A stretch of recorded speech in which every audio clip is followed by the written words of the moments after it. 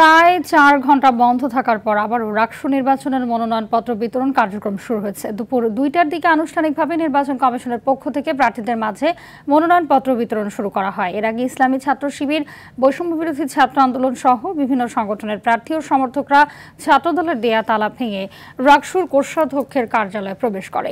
এর কিছুক্ষণ পরেই মনোনয়নপত্র বিতরণ কার্যক্রম শুরু করা হয়। পাশাপাশি মনোনয়নপত্র সংগ্রহের সময়সীমা সন্ধ্যা পর্যন্ত বাড়ানো হয়। এদিকে ছাত্রদলের দাবি অনুযায়ী প্রথম বর্ষের শিক্ষার্থীদের ভোটার তালিকায় অন্তর্ভুক্তির বিষয়ে জরুরি বৈঠকে বসেছে নির্বাচন কমিশন।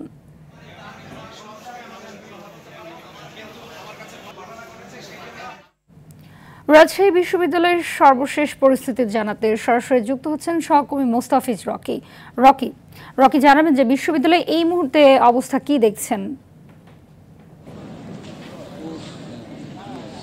হাবিবা, প্রায় ২.৫ ঘন্টার সময় অতিবাহিত হয়েছে।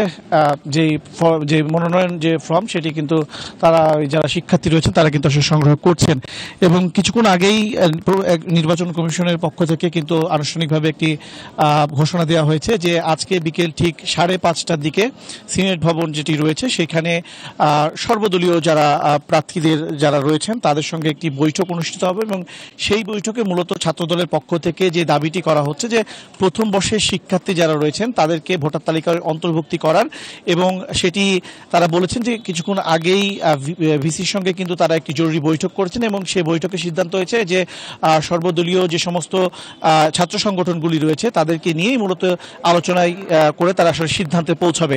তো এখন পর্যন্ত ২.৫ ঘন্টার সময় যেটি বলছিলাম যে অতিবাহিত হয়েছে, এই ২.৫ ঘন্টার সময়ে ১০০টারও বেশি যে মনোনয়ন সেটি কিন্তু যারা প্রার্থী যারা রয়েছেন তারা কিন্তু আসলে সংগ্রহ করেছেন। এছাড়াও আমরা কিন্তু দেখছিলাম যে দুপুর থেকেই কিন্তু আসলে দফায় দফায় হাতাহাতি ধাওয়া পাল্টা দেওয়ার ঘটনা ঘটেছে ছাত্র দল এবং ইসলামী ছাত্র শিবির, পাশাপাশি বৈষম্য বিরোধী ছাত্র আন্দোলন সহ বিভিন্ন বাম সংগঠনের মধ্যে।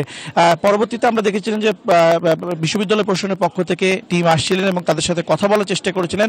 খুব একটা তারা আসলে সমাধানের দিক যেতে পারেনি।